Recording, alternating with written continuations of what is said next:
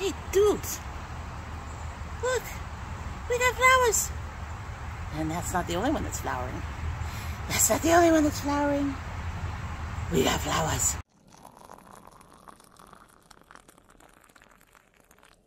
So hello and welcome to another day of gardening. I did say that we were going to be going almost on a full break because of the heat and our AC being out. I did not mean we would stop with the gardening because that shit's outside anyway, so there's no avoiding that heat. But as you can see, we're generally doing very good. Today, I just clipped them, and I'll show you the clipping in a minute. It's not like pruning, it's a different kind of clipping. It's a clipping to help keep them upright. And in sometime later this week, I'm going to neem them. Neem oil helps with pests and stuff like that. I'm not seeing any yet, but I want to get ahead of the game and make sure we are taken care of. Anyway, let's take a look around here. As you can see, we got almost all of our peppers in the back right now. We've got one upstairs, and that's because I'm waiting to see which manzana will survive. Yes, indeed, our manzanos came up, and I'll show you at the end. But let's go ahead and get started. So these two got reversed because there was work being done back here underneath our apartment. There's this little cubby. There was work being done back here. They moved these out of the way so they could do the work. When they put them back, they put them in reverse order. Just something silly that I would notice. But anyway, these are our chocolate stripes, and this is the clipping. This actually came with, you see one over there too. This actually came with these trellises here. Each package of trellis came with a package of clips, and I normally use string, and I may go back to using string depending on how well the plants grow with these clips. But for now, the clips will work to keep them from falling into each other. We had that problem with, I just had to fix that problem with my purple tomatillos. So we'll keep them falling into each other. And then of course we will be doing other things like adding more of these bars up high as they get taller so they don't fall out either. So anyway, those are our chocolate stripes. As you can see, our gladiators are doing really, really well. They're beautiful. Our honey delights. And then here is where we had a problem with things falling over. This baby was over here, and this baby had fallen this way. So these clips are going to keep them in place, and then this trellis will keep them from going completely out. And just like I have here, I will be adding more trellises to these. In fact, this one probably will get trellised when I do the neeming, because it looks like it needs another layer. At least bars, if not the actual trellis pieces. So we'll take care of that. This is our straight eights. We have tendrils on one that are locking. This one I had to clip because it was falling over. And while it has tendrils, they have not locked onto anything yet.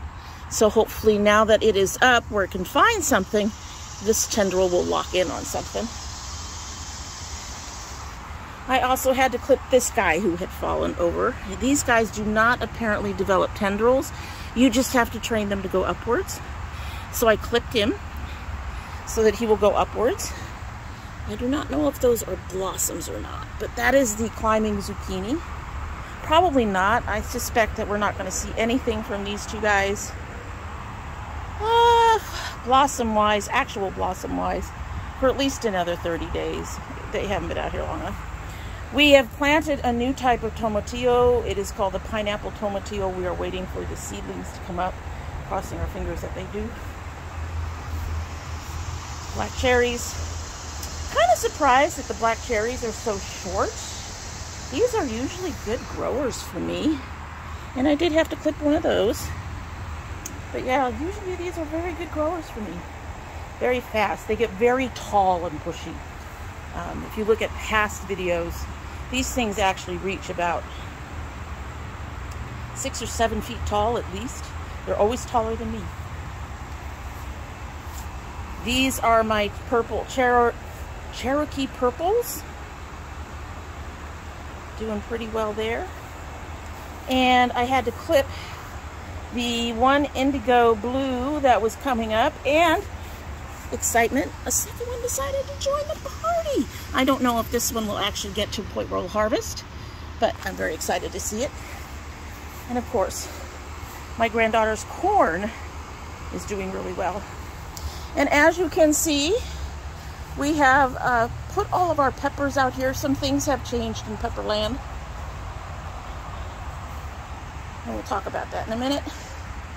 But I'm very excited to see some of the stuff that we've got coming in right now. Okay, so let's go see peppers very quickly.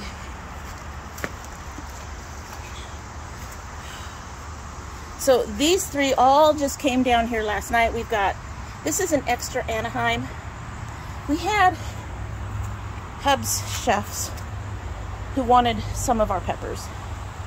And there was one lady who said she wanted one of each. And so we got her one of each. And then I guess she said she was taking them to her uncle's farm. But then when my husband told her we had another 6 for her, she said, oh, I don't have any room in my apartment. So we went through the 6. He decided he wanted to have an extra Anaheim, and that's where that is.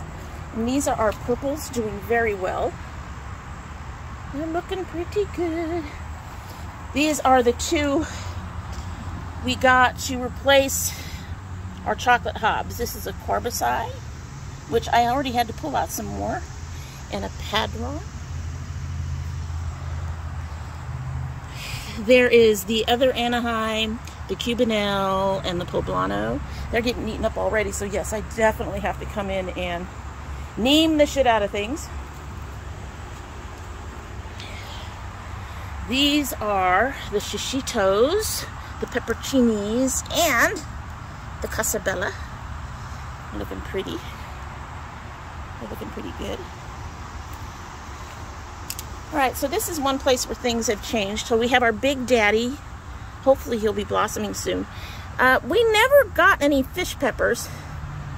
And when I checked, so one of the things I did is I used my fingers to unpack the soil in the Manzano container first. And I saw that there were seedlings trying to work their way up. So I put some of the soil in that is supposed to help with root growth and gently tamped it all back down, put them back under to see if they would come up. They have come up.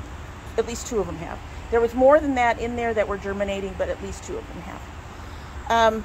Did the same with the fish peppers, and there were nothing. So we brought out this jalapeno and transplanted it. Some of that wilt is probably from the sun, but some of that wilt is probably transplant wilt. And then here we have the regular Marconi.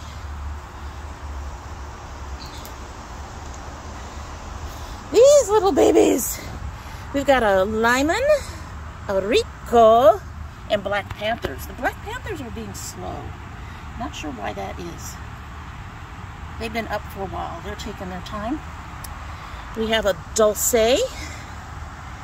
This is our Cherapita. And our Cherapita is already doing blossoming, and it should already have, oh no, I don't see it. Baby, did you lose a pepper? I think it lost a pepper, because it already had at least one open blossom that I tapped out, and it looked like it had the stem and the pistil for it right in here, and now I don't even see the pepper. So, but it is blooming. That is cool. And then up front here we have, oh, what are you? Dragon's Claw? Yes, we have a Dragon's Claw. Here's our hatch. Here's our hatch. I'm going to go around to make it easier.